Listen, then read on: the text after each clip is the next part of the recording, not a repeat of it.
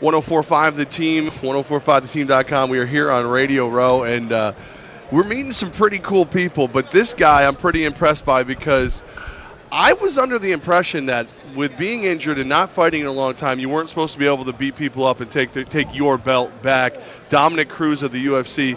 What's in your mind in that situation? You go up against TJ Dillashaw. People are telling you, or you're hearing, it's been too long. You're not going to be able to do this. And then all you do is go in and say, what rust? Well, ironically, the people that say that are always the ones that can't do the sport in the first place. Fair point. So what do I have to listen to them about? If I was listening to them, I'd be reporting about me like they're doing.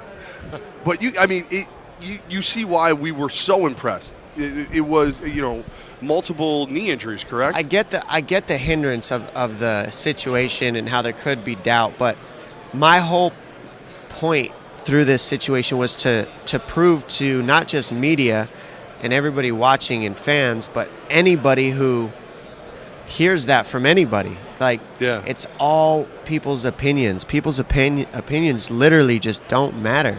They don't matter because everybody's going to say you can't do something because they don't believe they can do it. That's the real problem. Because they don't believe they can do it, they're going to assume you can't, but they don't know me. They don't know my heart. They don't know what I've been through. They don't know my mind. They don't know how I've trained. They don't know anything. They can only put themselves in my shoes and say, I couldn't do it, so why could he? Well, I'm not you. I'm different than you, man. Sorry to tell you. You're just going to have to bite the bullet, and that's what I was out to prove. Dominick, the Dominator Cruz, first ever Bantamweight title holder in the UFC, correct? That's, another path. You blaze these paths for the UFC.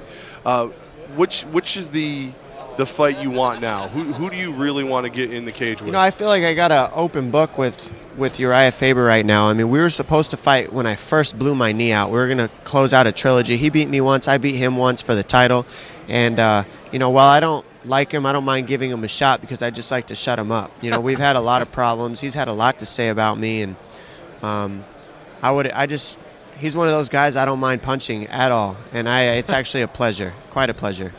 Dominick, let's go back here. Before all the championships, how do you even get into UFC? I'm the guy, this is my first exposure to UFC really this entire week. There's 5-year-old baseball and 5-year-old soccer, but where do you pick up UFC? Yeah, I honestly, it picked up in my life from wrestling.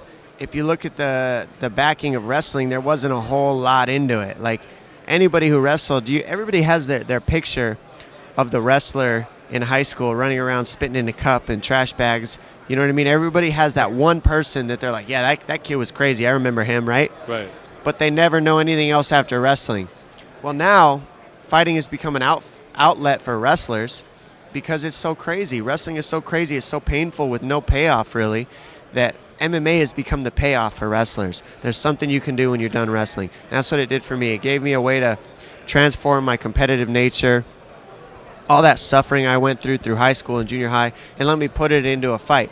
Wrestling literally is a fight. The only difference is you can't punch, kick, elbow, knee.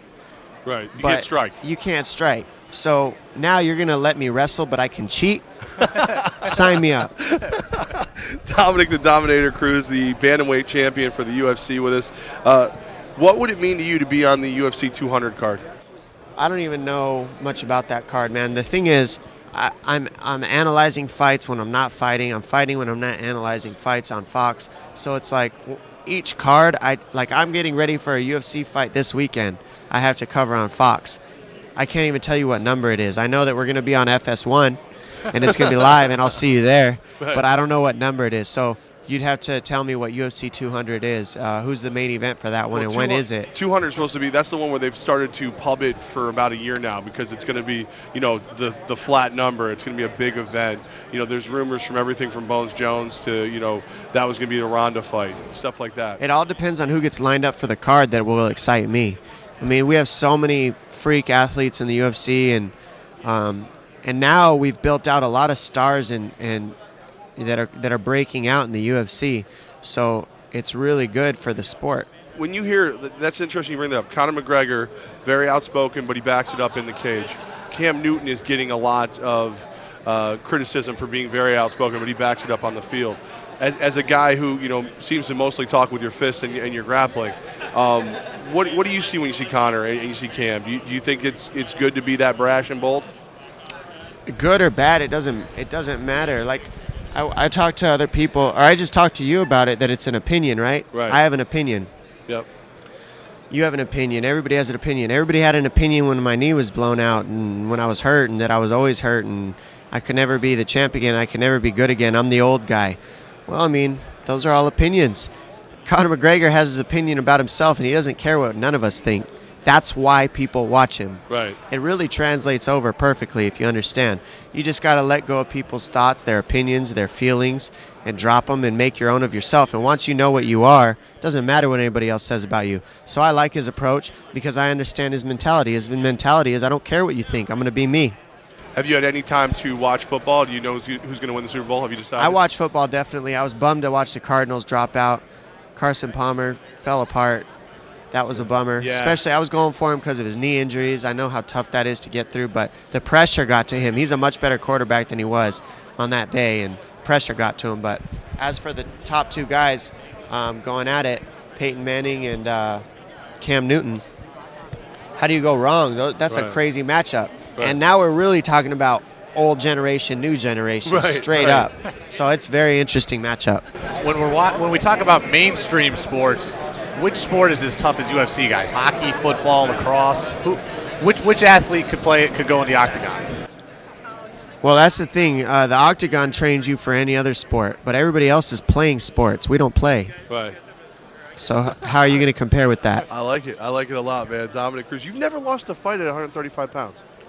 No, I have not. I lost at 145, but that was in 2007, and I got that loss back to win the title. So it's been a crazy road. I haven't fought as much as I'd like to because of these injuries, but the truth is, the way I see it is, I might have been out for a long time with these injuries, but I came back from the injuries to take on who was perceived to be the best in the division. So that should count for the time I was off. Yeah, to be the man, you got to beat the man.